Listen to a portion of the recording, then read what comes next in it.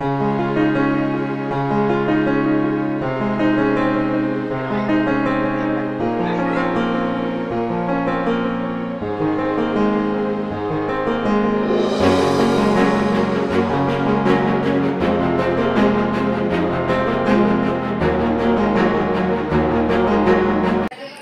हाय नमस्ते, मी आहे स्नेहा आणि तुमचं आपल्या यूट्यूब चॅनलमध्ये खूप खूप स्वागत आहे। आज आहे दसरा आणि तुम्हाला दसऱ्यांच्या हार्दिक शुभेच्छा। तर आज धम्मचक्र परिवर्तन दिन पण आहे, दसरा पण आहे, विजयादशमी आहे आणि 2 ऑक्टोबर असल्यामुळे गांधी जयंती पण आहे। तर या सगळ्यांच्या तुम्हाला हार्दिक शुभेच्छा। आणि नंतर इकडे आम्ही मस्त छान अशी पूजा वगैरे मांडून घेतली आणि नंतर बाकीचा व्हिडिओ तुमच्याशी मी शेअर करते। आत्यांचं मध्ये मध्ये बोलणं सुरू होतं फोनवर, शुभेच्छा वगैरे देणं, त्याच्यामुळे खूप सारा आवाज येत होता। बाकीचं तुम्ही ऐकू शकता। हार्दिक शुभेच्छा देणं सुरू आहे। माझी मांडलेली पूजा तुम्हाला कशी वाटली नक्की मला कमेंट करा, कशी वाटली तर मला तर छानच वाटतं। आणि दसरा म्हटलं की मस्त हार पानं फुलांचे तोरणं वगैरे बनवायचे, घराला लावायचे, गाड्यांसाठी बनवायचे, खूप मस्त असं छान वाटतंय। आणि राणाच्या पप्पांनी जाऊन सकाळीच फुलं वगैरे घेऊन आले होते। हारांपेक्षा फुलं आणलेले बरे राहतात, जसं म्हटलं तसे हार वगैरे आपल्याला बनवता येतात। मग काही वेळ थोडंसं राणाने ट्राय केलं, त्याच्या आजीने वगैरे हार केले आणि माझे कामं झाल्याच्या नंतर मग मी पण इकडे गाडीसाठी आणि राहिले होते 2-4 दरवाजासाठी इकडे मस्त हार बनवून घेतले। बघा किती मोठा असा लांबलचक हार बनवला आहे। म्हटलं जितका लागेल तितका ठेवता येईल, राहिलेले याचे तुकडे करून मग घराला दरवाजाला वगैरे बांधता येईल।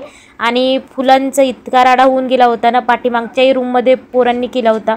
नंतर मी स्वच्छ झाडू वगैरे मारून घेतला आणि पूजा तर संध्याकाळीच करायची राहते, नाही सकाळी तर नाही, कारण आम्हाला बाहेर पण जायचं होतं। त्यामुळे मग हार वगैरे ओढून ठेवला, म्हणजे आल्याच्या नंतर पूजा करता येईल। आणि हार सुकून नको जायला म्हणून कॅरीबॅगमध्ये भरून मग मी फ्रीजमध्ये ठेवून दिला। आणि हे बघा, ही काढली आहे मी रांगोळी, सकाळीच काढली होती, पण आरूने तिला थोडं पूसपास केलं आणि त्याच्यावर हे मुलांचं असं पाणी पूर्ण बाहेर सायकली धुवायला घेतला तर पाणी वगैरे उडून गेलं होतं, त्याच्यामुळे ती थोडीशी घाण वाटत होती। नाही तर सकाळी जेव्हा काढली ना खूप सुंदर मस्त छान अशी रांगोळी मी काढली होती। हे बघा, हे दोघंही आमचे महाशय मस्त आपापल्या सायकली चमकवणं सुरू झालं, कारण गाड्या सायकली वगैरे सगळं धुतलं जातं आजच्या दिवशी आणि शस्त्रांची वगैरे पूजा केली जाते। आधी माझ्या आईकडे जेव्हा राहायचं ना तेव्हा शस्त्रांची वगैरे पूजा केली जायची, जे शेती कामासाठी अवजार वगैरे वापरतोय आपण। तर मग या दोघांनी त्यांच्या सायकली मस्त इकडे चमकवून घेतल्या। नंतर मला वर ठेवलेली गौतम बुद्धाची मूर्ती होती, ती आम्ही राणा अक्षूमुळेच ठेवली होती, कारण ते लहान होते आणि खाली ठेवली की सारखं त्या वस्तू घ्यायच्या पाडायच्या आणि मूर्त्या खूप जड आहे मेटलच्या असल्यामुळं मग वर ठेवलं आणि मग सारखा वर हात जात नाही, तर मग तरी त्याला आम्ही कधीमधी काढून क्लीन करत राहतो। तर मग आज त्याच निमित्त आम्हाला पूजा वगैरे करायची होती आणि म्हणून मग मी त्या वरच्या सगळ्या हे काढून घेतल्या आणि मूर्त्या आणि काच वगैरे क्लीन केलं आणि नंतर मूर्त्या साफ करायला घेतल्या। मूर्त्याला थोडीशी धूळ चढली होती, मग तिला कपड्यांनी साफ वगैरे करून घेतला आणि एक स्प्रे आहे तो स्प्रे मारून पण त्याला क्लीन करून घेतला। आणि नंतर गौतम बुद्धाची मूर्ती मी मस्त स्वच्छ पाण्यात धुवून घेतली आणि इकडे माझ्या मूर्त्या वगैरे पण क्लीन होत आलेल्या आहे। तेव्हापर्यंत मग मला बाकीचं पण काम करायचं होतं, त्याच्यानंतर पूजा वगैरे मांडायची होती, भरपूर काही कामं राहतात सणावाराच्या दिवशी।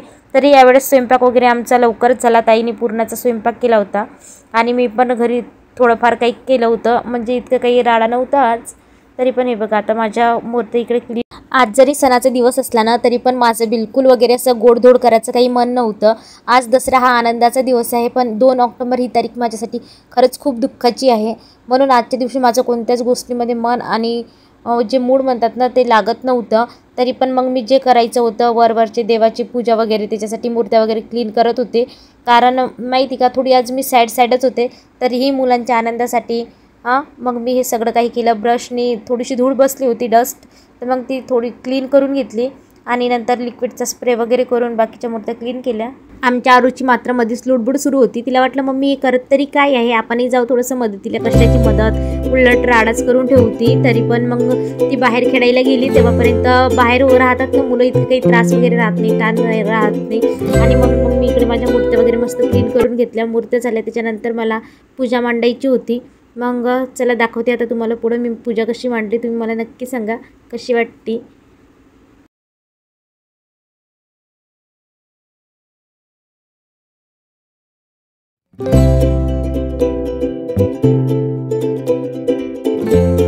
इकडे की नाही माझ्या माझ्या सगळ्या मूर्त्या मस्त स्वच्छ आणि छान अशा क्लीन करून झाल्या आहे. आता मला मांडायची आहे पूजा, तेच करते. इकडे मस्त मूर्त्या वगैरे पुसून ठेवल्या सुटल्या आणि इकडे आता मस्त पूजा मांडायची तयारी करते. आरून ठेवली पाहिजे फक्त.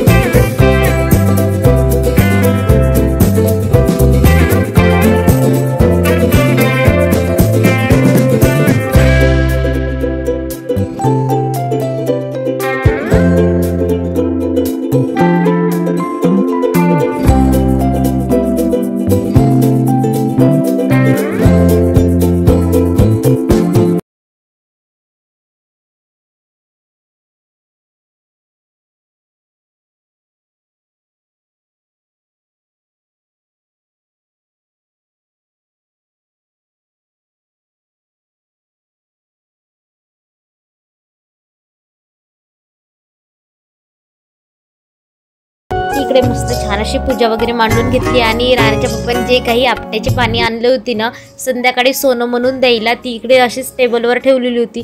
म्हणून तो पण राडा उचलून घेतला आणि जिथं तिथं व्यवस्थित ठेवून ठेवला आणि पुन्हा एकदा झाडू मारून घेतला, कारण कचरा तर हा सारखा होणारच आहे घरात. आणि नंतर हे माझ्याकडे प्लांट्स होते ते ठेवून घेतली. हे बघा इकडे ना माझी सगळी पूजा वगैरे मस्त छान मांडून झाली. माझ्याकडे आर्टिफिशियल ते फ्लॉवर पॉट होते ते पण मी ठेवले, मस्त डेकोरेट केलं होतं, खूप छान असं वाटत होतं. चला तुम्हाला दाखवते.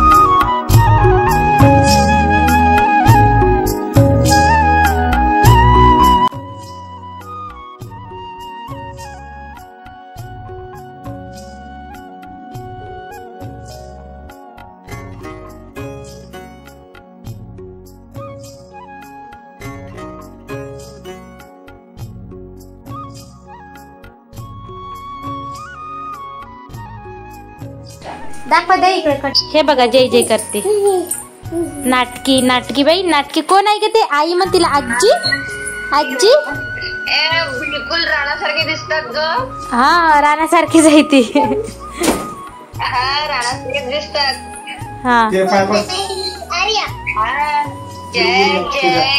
जय जय कशी करते यारू?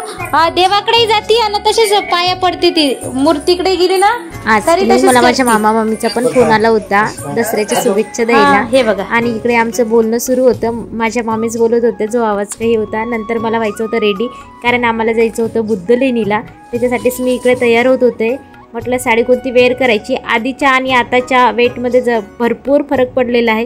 तेव्हा मी 45ची होती, तर आता मी सध्या 60ची झालेली आहे. म्हणून तेव्हाचे ब्लाऊज मला येत नाही. साड्या आहे पण ब्लाऊजमध्ये फारच जास्त कन्फ्युजन होतं. त्यामुळं मग मी जे होती ती साडी वेअर केली आणि नंतर इकडे तयार व्हायला लागले.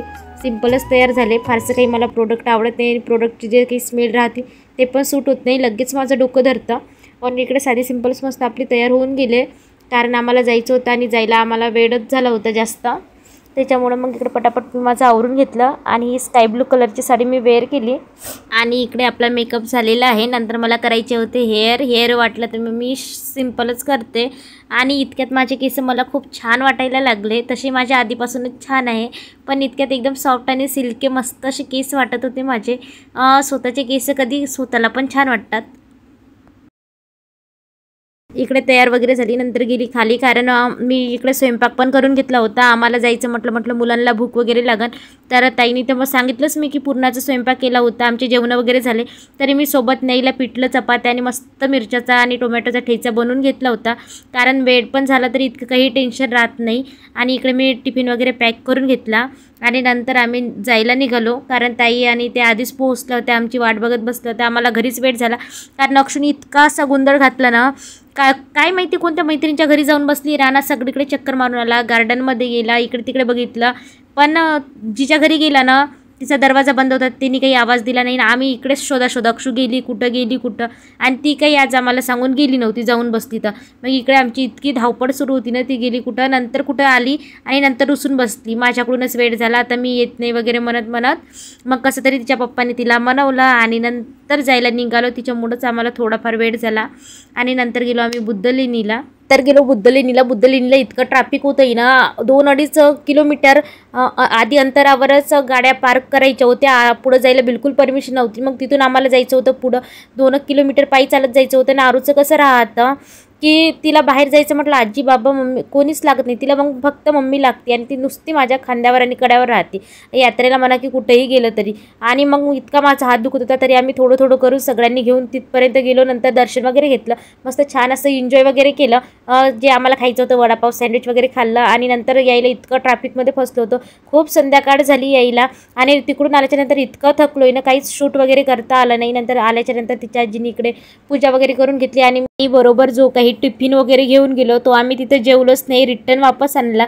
आणि आल्याच्यानंतर मग मला काही स्वयंपाक करायचा नव्हता, फक्त गरम खिचडी टाकली आणि जेवणं वगैरे करून घेतले. बाकीचं मला काही शूट करता आलं नाही, कारण दुपारपर्यंत आम्ही एक झोप पण घेतली नव्हती, फार असं चालून थकलो होतो. आणि नंतर आल्यावर फक्त आरामच केला. आजचा व्हिडिओ तुम्हाला कसा वाटला नक्की मला कमेंट करा.